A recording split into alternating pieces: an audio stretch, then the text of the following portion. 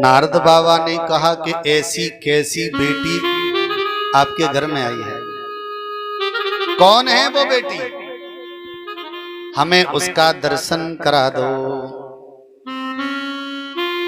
महाराज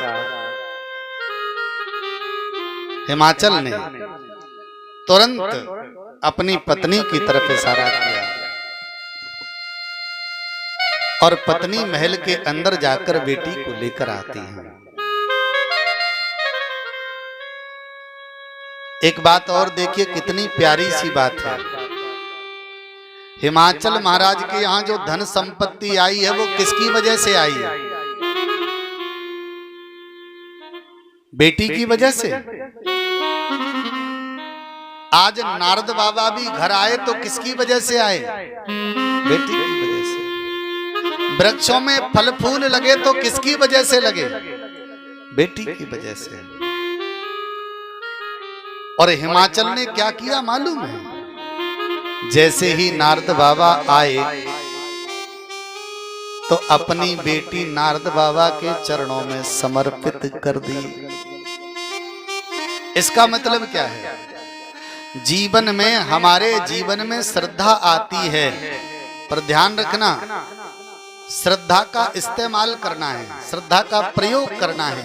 श्रद्धा को छिपाकर नहीं रखना, श्रद्धा को सच्चे संत के चरणों में समर्पित कर देना है। और जिस दिन आप अपनी श्रद्धा को सच्चे संत के चरणों में समर्पित कर दोगे, समझ लेना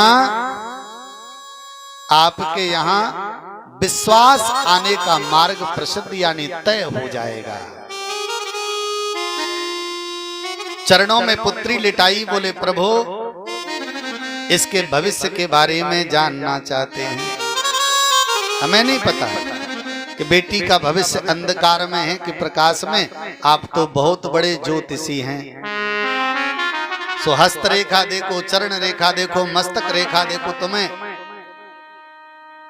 जैसा उचित लगे, पर हमें तो सिर्फ ऐसा करिए, इसके भाग्य के बारे में बता दीजिए कि इसका भाग्य कैसा है। नारद बाबा ने बेटी को देखा और मन में विचार किया कि जिसके आगमन से ही सब कुछ बदल गया, तो ऐसी बेटी तो सुंदर सौभाग्यवान है। मुस्कुराकर कहा, और ध्यान रखना, देखो ज्योतिष बहुत सरल है और बहुत कठिन है। आप लोगों को हाथ देखना आता है किसी का? नहीं आता, सीख लो, अभी सिखा रहा हूं। किसी भी व्यक्ति का हाथ देखने के लिए उससे कहना हाथ आगे बढ़ाओ, और जैसे ही वो हाथ बढ़ाए तो हाथ पकड़ लेना। और हाथ पकड़ने के बाद में थोड़ा सा ऊपर करना, ऐसे आंखें फिर नीचे करना, ऐसे 2-3 बार सर हिलाना। वो समझ जाएगा कि मामला गड़बड़ है। वो धीरे से कहेगा प्रभु कछु गड़बड़ है। बोले देख रहे हैं, रुको, मामला बहुत उलझा हुआ है। अरे बोले जी प्रभु बिल्कुल उलझा हुआ है। धीरे से कह देना, बोले बचपन में तुम्हारे जीवन में एक मृत्यु जैसा संकट आया था। अब बच्चा जब छोटा होता है तो सबके साथ हो ही जाती है घटना। 90% लोग कह देंगे हाँ हाँ बात सही है। उसके बाद में जैसे ही 20-22 साल की उम्र हो गई, संघर्ष शुरू हो गया तुम्हारे जीवन में। सबके जीवन में होता है भाई। श्रीमान जी साथ किसी ने नहीं दिया तुम्हारा। बोला जी सरकार,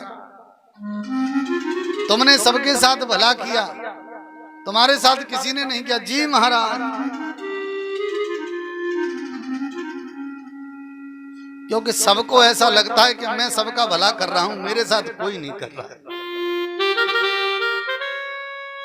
पैसा तो बहुत कमाते हो पर रुकता नहीं है। समझ लेना 100 रुपए तैयार हो गए दक्षिणा के। बोले प्रभु एक एक बात, और ये चीज ध्यान रखना, काम करना है तो सबसे पहले बड़ाई से प्रारंभ करना, बुराई से मत करना। नारद बाबा क्या कर रहे हैं? नारद जी ने कहा, हिमाचल सब लक्षण संपन्न कुमारी, होई यही संतत पियहि प्यारी, होई यही संतत पियहि प्यारी।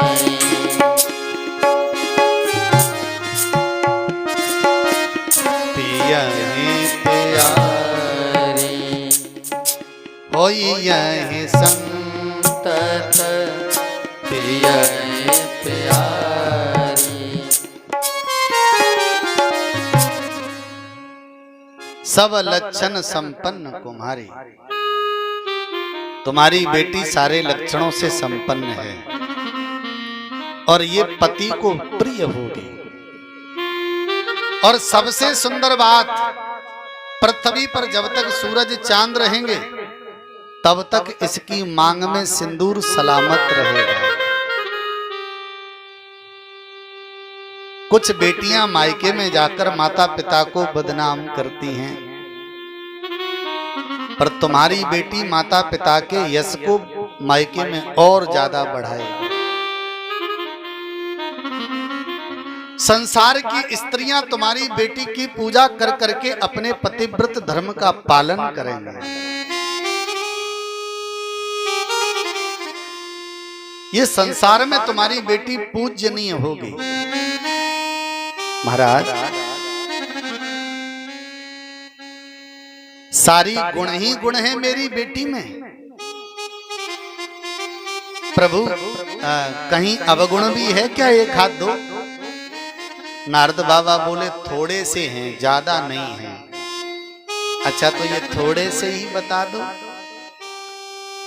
तो नारद बाबा कहने लगे, अगुण यमान मातु पेतु ही, अगुण यमान मातु पेतहीना, अगुण यमान मातु पेतुहीना, अगुण यमान मातु पेतहीना, अगुण यमान, अगुण अमान, अगुण यमान, अगुण यमान मातु पेतुहीना, अगुण यमान मातु पेतहीना। तुम्हारी बेटी का सब कुछ भाग्य बहुत सुंदर है, पर थोड़ी सी कमी है। कहाँ कमी है? बोले, इसका जो पति है ना, वो अगुण होगा।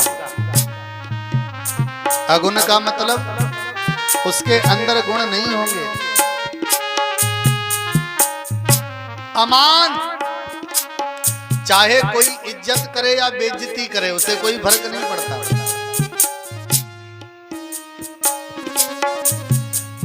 मां तो पितुहीना, तुम्हारी बेटी का जो पति है ना, उसके माता पिता नहीं है। आप सोच रहे होंगे ये तो बड़ी सुंदर बात है।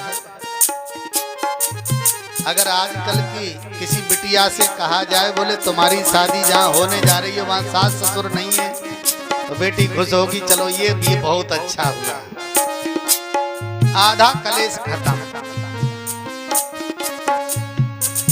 पर माता पार्वती चुपचाप सुन रही हैं और माता मैना भी सुन रही हैं। नारद जी कह रहे हैं, मां तो पितुहीना, इसका पति माता पिता से रहित होगा। उदासीन सब संशय छीना, उदासीन सब संशय छीना, अगुण अमान मातु पितुहीना,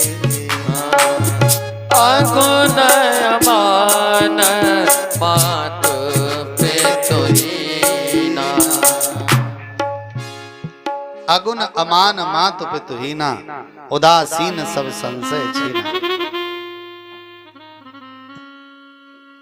24 घंटा उदासीन, चाहे भोजन दे दो या मत दो। बड़ाई करो तो प्रसन्न नहीं होता, बुराई करो तो उदास नहीं होता। और सबसे बड़ी विचित्र बात, कोई कितना भी बुरा कह दे फिर भी मन में दिक्कत नहीं होती। माता मैना सोचने लगी कि चलो ये तो ठीक है, इतना बुरा नहीं है, थोड़ा सा बुरा तो है पर इतना नहीं है। अब दिक्कत कहाँ आई, आगे की बातों में दिक्कत खड़ी होने लगी। जोगी जटिल अकाम मन, नगनय मंगल भेष। अस स्वामी यही कह मिलही, सुपरी हस्त असरे। इनका जो पति है वो जोगी होगा, जटिल होगा, अकामी होगा। मन में हमेशा निष्काम भाव रहेगा। अमंगल भेष, ऐसा पति इसको मिलेगा। ऐसी इसके हाथ में एक रेखा पड़ी हुई है। प्रेम से बोलो जय श्री राम। अब एक बात बताओ, सबरे काम ठीक हैं। कोई घर देखने जाए, कह दे कि 10 मंजिल मकान बिटिया के नाम हो जाएगा, 20 बीघा जमीन बिटिया के नाम हो जाएगी, 10 तोला सोना बिटिया को मिल जाएगा, 4 पहिया की 2 गाड़ी बिटिया को मिल जाएंगी, दहेज देना नहीं पड़ेगा, सब तैयार हो जाएंगे। विवाह करने को पीछे से कह देना लड़का बावरा है। एक बात बताओ, सब ठीक है कि बिगड़ गया? माता ने कहा कि तुमने तो बड़े बड़े गुण बताए थे, अब ये सब गुण तो बेकार हो गए। पर माता पार्वती जी के मन में प्रसन्नता आ रही है। बोले हाथ की रेखा बता रही है कि हमारे पति हमें जरूर मिलेंगे। पावन श्रोताओं, मां मैना दुखी हो गई, हिमाचल महाराज दुखी हो गए। जब कोई कुंडली हस्तरेखा दिखाता है और कोई आचार्य कहता है कि इनकी कुंडली में ये दोष है, तो मन में विचार आता है प्रभु दोष तो है, पर इस दोष का कुछ निवारण तो होगा। निवारण बता दो हमें, बस कर लेंगे हम। माता जी ने हाथ जोड़कर पूछा, नारद जी एक बात बताओ, ये कुछ निवारण नहीं हो सकता? कुछ ले दे के मामला सुलट जाए, कुछ जाप पूजा पाठ? बोले हाँ, एक चीज तो है। बोले क्या? बोले अगर तुम्हारी बेटी तप करे और तप से शिवजी को प्रसन्न कर ले, तो पति तो ऐसा ही मिलेगा जैसे मैंने बताया। और ये सारे जितने भी दोष बताए ये सब शिव के अंदर हैं। पर प्रसन्नता वाली बात ये है कि अगर ये सब मामला सुलट जाए तो शंकर जी के अंदर जो अवगुण हैं वो गुणों में परिवर्तित हो जाते हैं। प्रेम से बोलो जय श्री राम। जय जय बर के दोष बखाने, जय जय बर के दोष बखाने, जय जय बर के दोष बखाने, जय जय बर के दोष बखाने। मैया हिमाचल महाराज जी सरकार, जितने मैंने दोष बताए हैं ये सारे दोष शिव के अंदर हैं। ते सब शिव पहि मैं अनुमाने, ते सब शिव पहि मैं अनुमाने, जो विवाह संकर सन होई, जो विवाह संकर सन होई, दोष हो गुण सम कह सब कोई, दोष हो गुण सम कह सब कोई, जो विवाह संकर सम होई।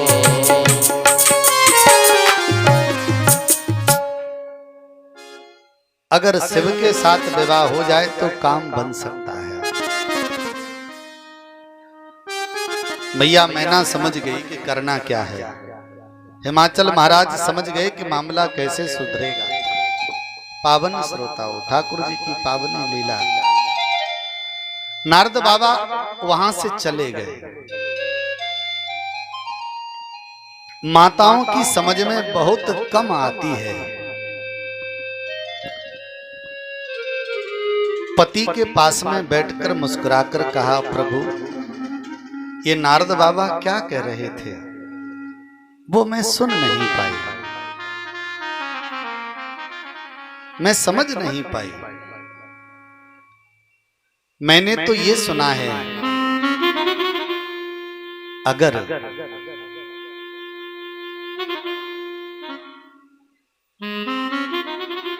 घर, कुल और बर, ध्यान से सुनना, सबसे पहले घर, फिर कुल और तीसरा वर यानी दूल्हा लड़का, ये तीन योग्य हैं तो ही अपनी बेटी का विवाह करना चाहिए।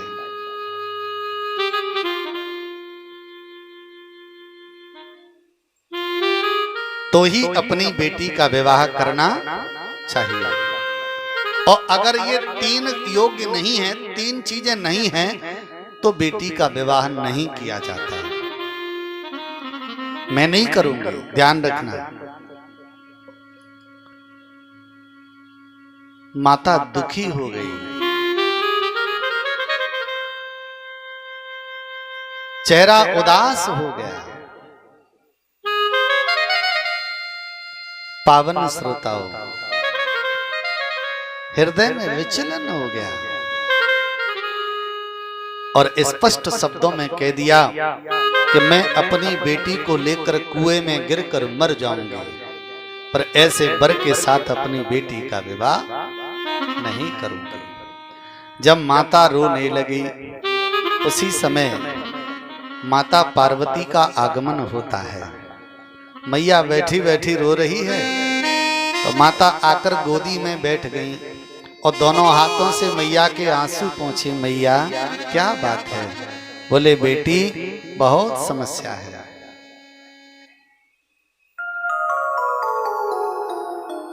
नारद बाबा ऐसा ऐसा कहकर गए थे। मुझे नारद बाबा की बातें अच्छी नहीं लगी। माता पार्वती जी ने भी आंखों में आंसू भरे और कहा, मां मैंने एक सपना देखा है। उस सपने में एक ब्राह्मण देवता मुझे उपदेश कर रहा था कि तुम जाके तपस्या करो तो तुम्हारा सब काम ठीक हो जाएगा।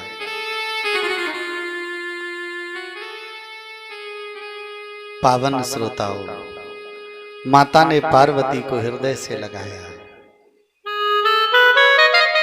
स्थिति विचित्र है। माँ ने बहुत समझाया पर मैया के हृदय में शांति नहीं आ रही है। हृदय को सुंदर शांति दिलाने के बाद में फिर मैया मैना ने कहा, पार्वती करना क्या चाहिए? पार्वती जी ने कहा, मेरा मन तो एक ही चीज को कह रहा है कि मुझे तपस्या के लिए जाना चाहिए। ओ मैया, अगर मेरा विवाह तू अच्छे व्यक्ति के साथ में कर भी देगी तो विवाह के बाद वो बावला हो गया तो तू क्या करेगी फिर? अगर मेरी किस्मत में ऐसा पति लिखा है तो तू मुझे मत रोक, मुझे तप के लिए जाने दे। मातु पिता ही बहु विधि समुझाही, चली उमा तप हित हर साई।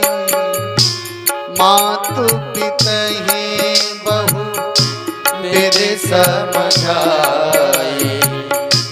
चले उमा तप हित हर साई। प्रिय परिवार पिता और माता, प्रिय परिवार पिता और माता, भय विकल मुख आवन बाता, भय विकल मुख आवन बाता। मातु पितहि बहु विधि समुझाई, चली उमा तप हिय हर साई। मातु पितहि बहु विधि समझाई, चलियो मैं बहु विधि हर साई।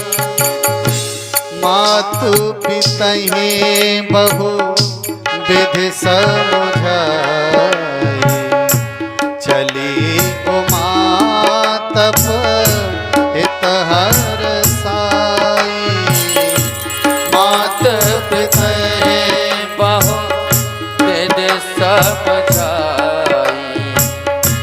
चलियो मैं तप हेतु हर साई।